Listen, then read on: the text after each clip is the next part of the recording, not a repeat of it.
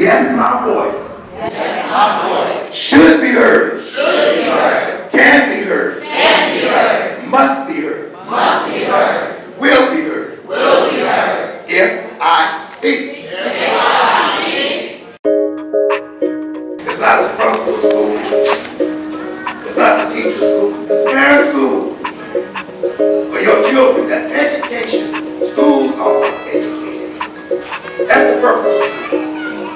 And the schools are education. It's time for you to change it. It's about teaching.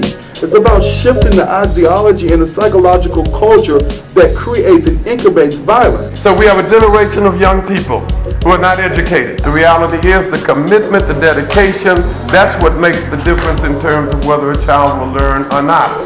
So if you see a risk that others take, hope you never have to say, I could have saved a life that day, but yet I chose to look the other way. Back to the accountability and who's directly responsible. The answer is simple, you are. My kids buy stuff from the store, but they can't feel safe to come in here. You know what?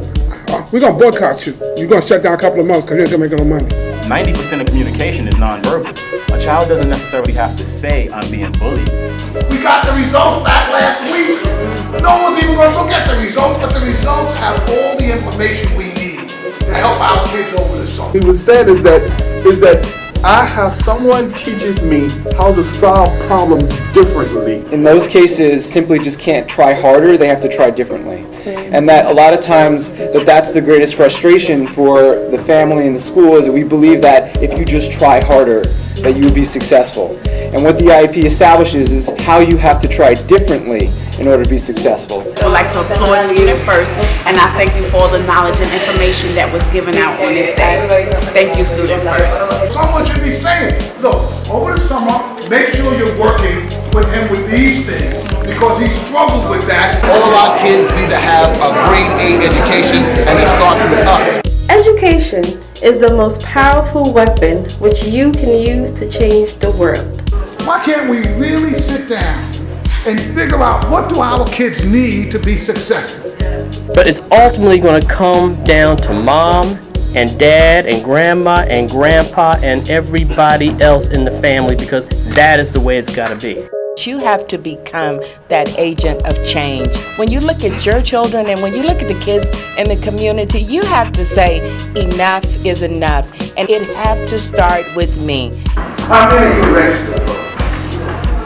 When we talking about social justice, and at the end of the day, it begins with me and ends with me.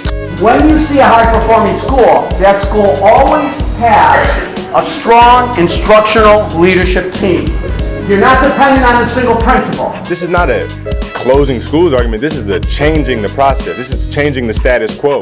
Now you have a school, instead of 3,000, 4,000 students, now you have 300 students, 200 students. So there can be some type of interaction between administrators and the principals, and every kid, I can know you by face if I'm a principal, as opposed to these huge, massive high schools that are chronically underperforming. We know the test scores aren't good. The role of government should be to remove the obstacles to designing schools that benefit kids.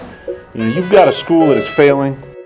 You're not going to change the outcomes for kids in that school unless you change the lineup of adults in that school. If there's 2 voices, that's one thing. If there's 100 voices, that's a better thing. If there are 1,000 voices, it's an even louder roar. Man up, woman up, stand up. This is an area of education, the education of our children, of your children, where we can lead the leaders. If you want to make a difference in your children's education, you have to be involved and you have to become a part of the system. And so what they do well is they have shifted the way that kids and families think about college and career. Is the expectation that I leave this school college, career, and citizen ready? Absolutely. These are the skills you'll need to go to college, not graduate high school, which was the old benchmark. This is the higher benchmark. They've fundamentally changed the way that families and that kids think about life after their sort of K-12 experience. When you create options for people, for their children, you create options for an entire family and an entire community. No strings attached. I don't have to pay tuition. There is an opportunity for someone like me,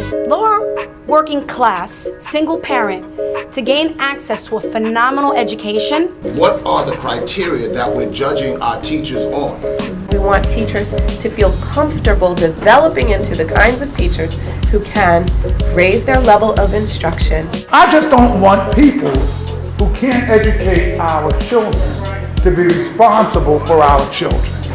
Our reality is that we don't tend to the responsibility that is ours to make sure that our young people are put in the greatest competitive position that they can be. So I think the Common Core is a shift from letting teachers be able to just teach to a test and get results. And now, because of the Common Core, kids have to learn the most important things. What they've been doing isn't reaching the kids, or isn't reaching my kid, it's reaching everyone else's kid, but not my kid.